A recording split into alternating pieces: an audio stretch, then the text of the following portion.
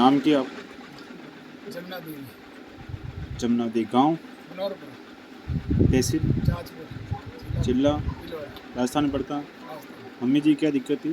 सांस में इन्हें खांसी ये ज़्यादा चल रही है। और कैंसर की शिकायत थी? कैंसर की शिकायत है। कैंसर था ना? पहले कहाँ का लेके गए थे?